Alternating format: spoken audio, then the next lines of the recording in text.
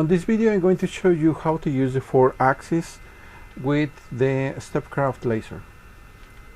Okay, the first that you need to know is that there are two methods to create the toolpaths for the laser and the 4-axis. I'm going to explain you the proper method to do it, but on the final result we are not going to use that method. I like to explain you so you know how it works, and I'm going to explain you why we're not going to use that method. So first, here on Vectric, I'm going to use the Bigger Pro in this case because I can have rotary of toolpaths with this. On the final method, you can even use Cut to the desktop to do it. But I like to explain you with this one so you can know how it works. Okay, so I create a new file here, and I'm going to select the length and the diameter of my object. Right now on the machine I have this object that is 64.2 of diameter and 49.4 of length. So remember, this is just a test. So I'm going to put here 49 and 64 on the diameter. So if you can see here on this side, you're not going to see the cylinder, you're going to see this area. So what the software does, it expands the circumference of the cylinder and create this area, so you can make your toolpath, and then the software will wrap the toolpath around this surface. Okay, the next option that you need to select is the zero position for the cylinder, that it's on the cylinder surface, so it's on the top, because if you select the axis it's on the center and we don't want that. We're going to engrave on the top. Now the starting point is the same as the normal jobs. You can start from the center, from the edge. This one and this one act different because this is from the starting point on this, and this is from the ending point. That when the rotary job it wraps the toolpath, this point and this point will be the same on the cylinder. Okay, but this one is not. So this is to the front of the machine. This is to the back. So I'm going to start, let's say, from this corner. Now the next option is the orientation. This is super important because this is where you tell the software how the axis is its position on the machine.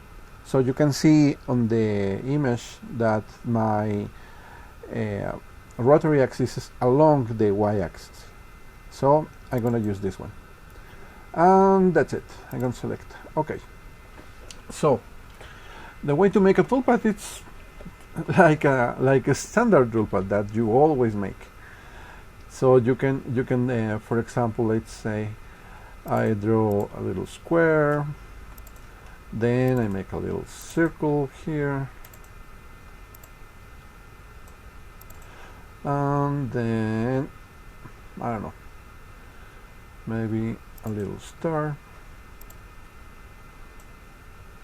Okay, so this is my vectors. I'm going to create a toolpath. I'm going to select these three, select the profile, and I have to select my laser tool. So I have my laser tool here. The settings are the normal settings that I use for the laser. I'm using 150 power in this case, and 20 millimeters per second to do the movement. And okay, one thing that you can change to make it faster, because sometimes it depends on the height, is that the plunge you can use it also very fast. So because of the movement it will move faster. So okay, I press OK. So Remember, the cut depth for the laser is going to be 0.001, for example. So it's only going to make one pass on the vectors. Now, to machine the vector should be on the vector, because we are going to make the outlines, and we're not going to do tabs or anything else, and press calculate. So this time, after I press calculate, now I can see the 3D representation of the toolpath.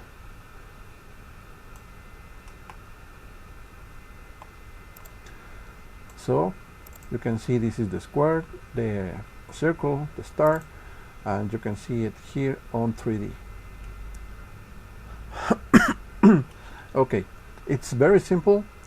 Remember, one thing that you need to set up, it's when you set up the material for the laser, you need to reduce these values, the clearance and the gap, so there is not much movement on the laser head.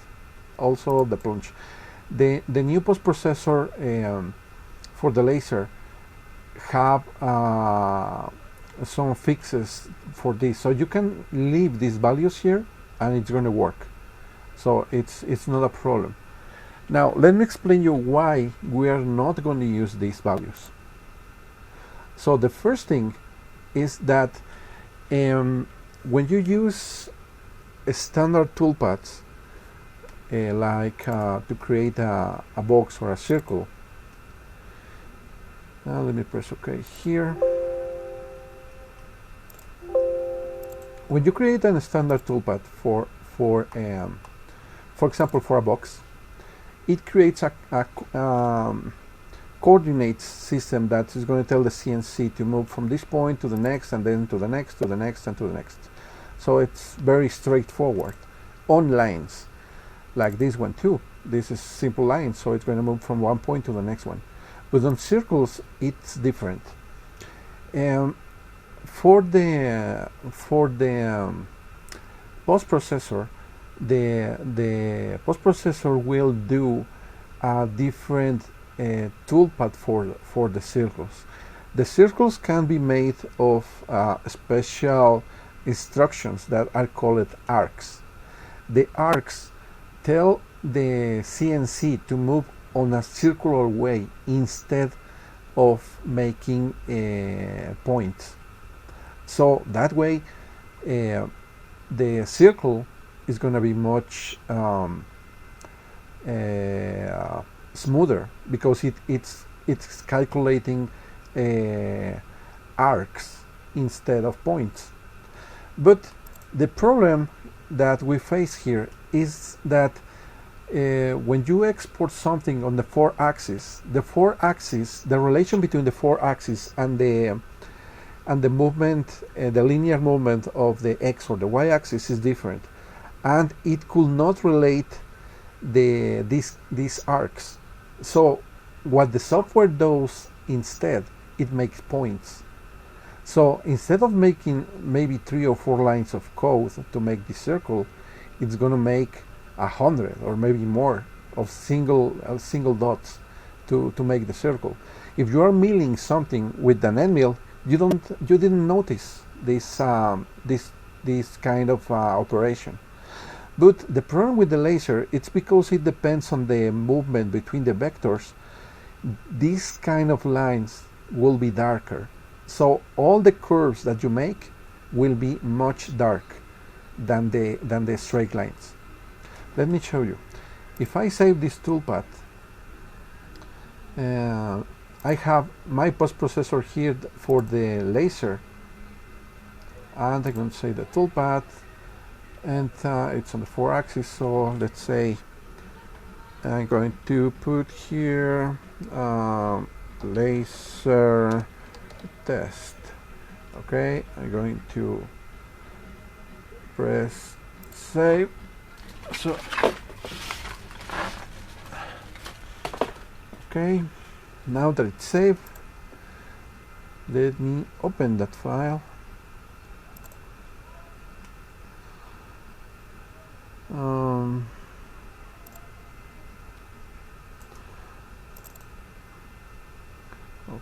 Okay, so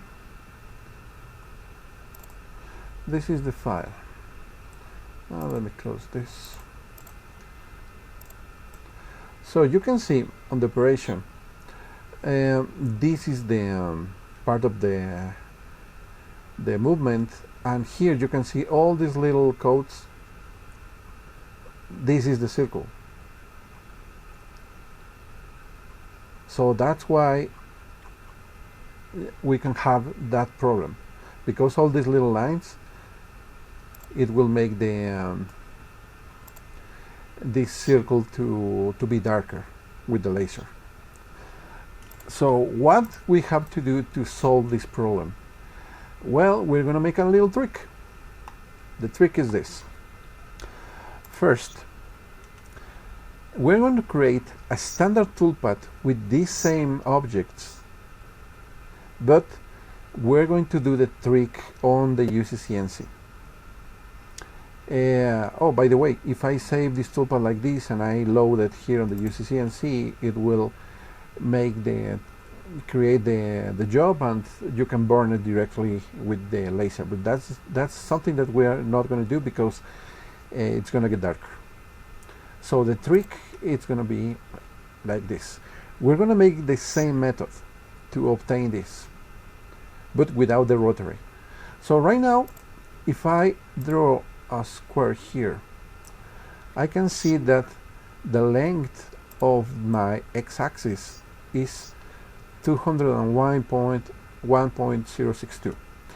This measure is obtained by the circumference formula. So let me show you. We want this area here around the circle, and the formula to obtain that is the diameter multiplied by pi. I don't know if it's pi in English, it's pi on Spanish. Okay, so if I go here and I know my diameter, oops, where's my calculator? Here. So the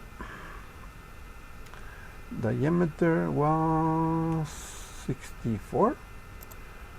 See, yep, 64. So 64 multiplied by pi. I press equal, and that's the length. So if you see here, when I create this square around here, 201.062, 208.0619. It's very close. These are millimeters, so it doesn't matter after thousands, really. Okay, so to create the job, I'm going to create a new toolpath, and here I'm going to create, instead of this, a single side job. You can see it automatically have the latest measure that I have. I calculated this before. The thickness of the material doesn't matter, because we are not going to move around the thickness, but we can set up maybe 0.01 just to make sure that it doesn't move around the z-axis.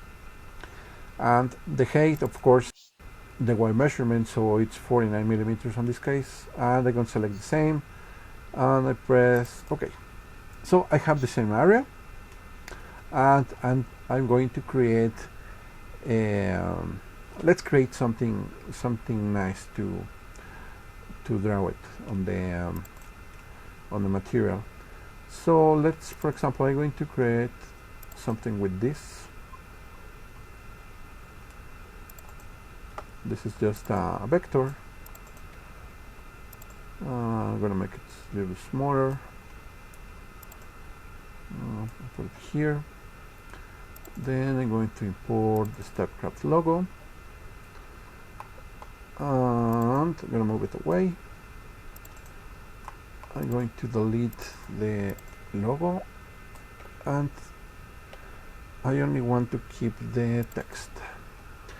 So let's say this let's let's make some measurements here. So I'm going to put the Stepcraft logo about this size, let's say. So the size of this object is 81 millimeters. Let's put it 80, so it's close. Now this, I'm going to select the same size. I'm going to select let's say 100 to be a little larger, so it's on the center like this. Okay, I copy this, then paste the result, then I'm gonna press Alt key to rotate this on increments, and let's put it here. So that looks 1, 2, and let's look this one, 1, 2. That's it. So I'm going to create this for the laser, for the for the axis. Now here comes the tricky part. We have the correct measure for the area of our cylinder, that it's 201, but the a-axis, it doesn't measure the milling on millimeters. It measured the milling on angle, on degrees. So we need to change this value to 360 degrees, because that's the measurement from this point to this point. If we don't do that, the toolpath is going to be distorted and it's not going to work, or it's going to look very ugly. So I'm going to make the square here, and then I'm going to select all the toolpaths. I'm going to go to the object size, and this value I'm going to change it for 360, but I'm going to deselect the link, so it only changes this value without changing the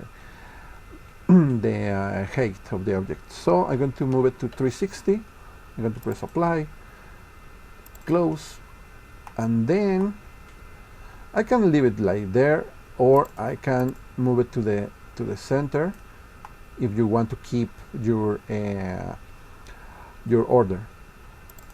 So it doesn't matter if this toolpath is outside the working area. It's going to create this part too. I'm going to delete this because I don't want it. And this is the toolpath that I want to create. You can see it distorted, but when you pass this to the 4-axis, it's going to look good. So I select this, I make a profile, I select my laser, do the same with everything, I press calculate. As I mentioned before, you can change this to be small. Well, actually it's very small, 5 millimeters to 115. Let's keep it that way. And I'm going to save the toolpath. And I'm going to use the laser toolpath, the laser profile, so post-processor, sorry. So I'm going to save the toolpath. I'm going to put here laser Stepcraft logo. Okay, so when I open my UCNC, if I load this profile, you're going to see a standard profile. Sorry, for Access Laser, Stepcraft logo. Okay, now let me show you how to set up the machine and what we're going to do here, because the trick to make this work, it's to make the machine moves the A-axis instead of the X-axis. So on the configuration, on the axis setup, we're going to link the X with the A axis as a slave axis. But the problem is that if you do that, the X axis is going to move along the A axis, and that will cause a problem because we don't want the X axis to move.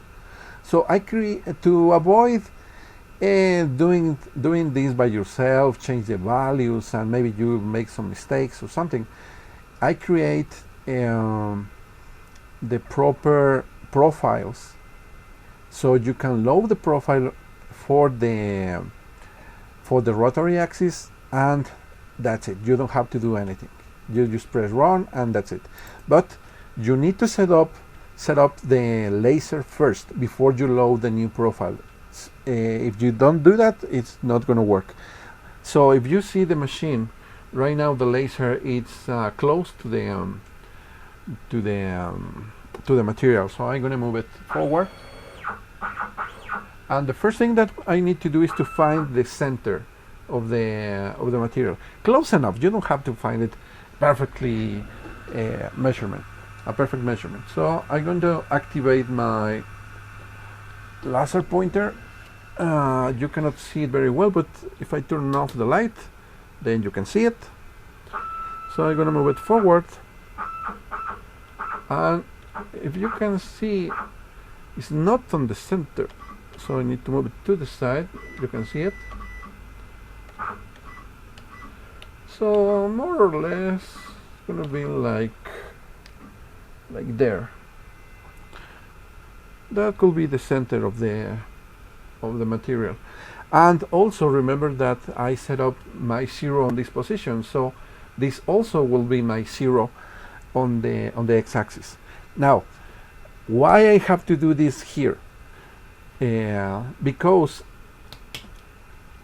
when this is set up and I'm going to use the new profile for the 4-axis, the new profile is not going to allow me to move the x-axis at all, because it's going to be linked to the a-axis, to the rotary axis.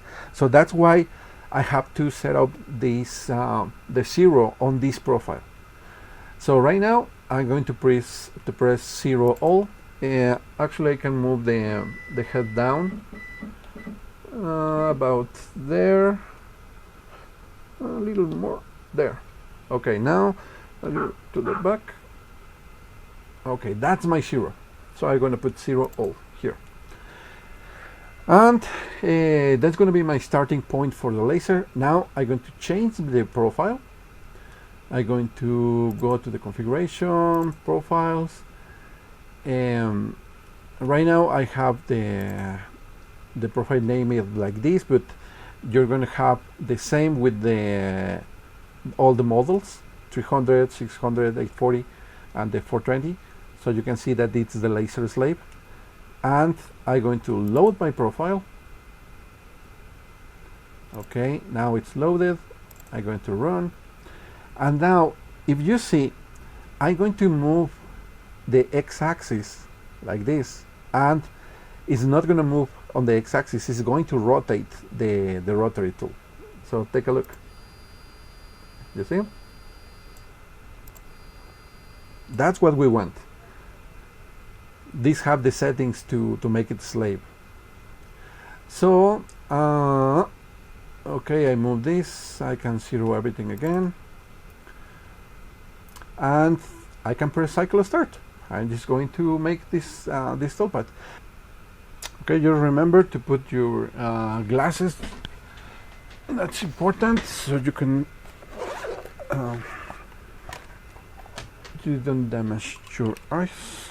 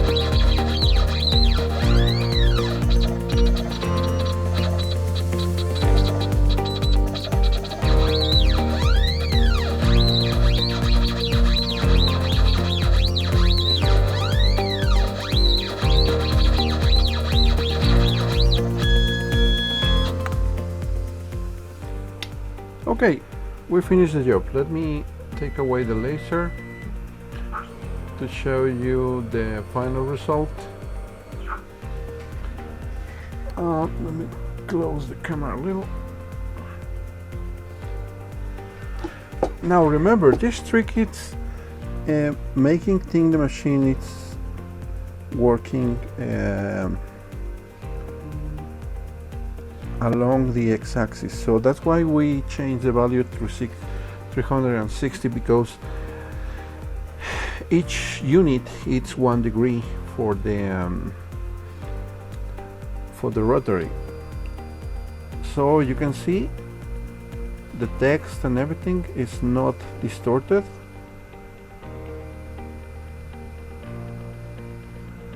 Actually, let me take it out from the axis so you can see it better.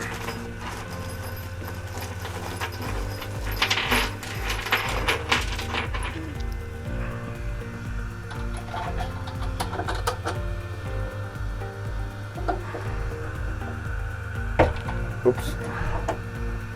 There.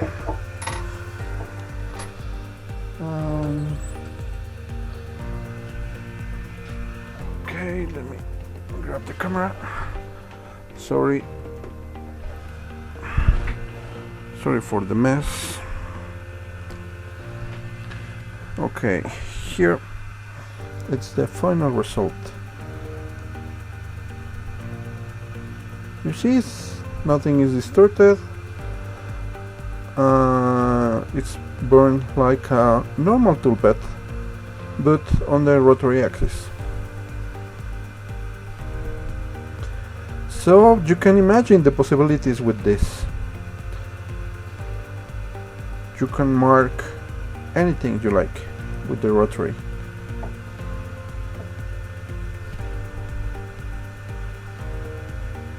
Okay, I hope you find this useful. One thing is that of course this is only for Stepcraft customers, so if you are one of our customers, you can write to the Stepcraft support to get the post processor if you like to try the post processor option, and also to get the profile for your machine. These new profiles are going to be on the multi-installer when we update the multi-installer, but if you want to use it right now, you can ask for it to the support team of Stepcraft. So write us an email and we can send you the links for the files. Okay, well, I hope you have fun with this, and see you in the next video.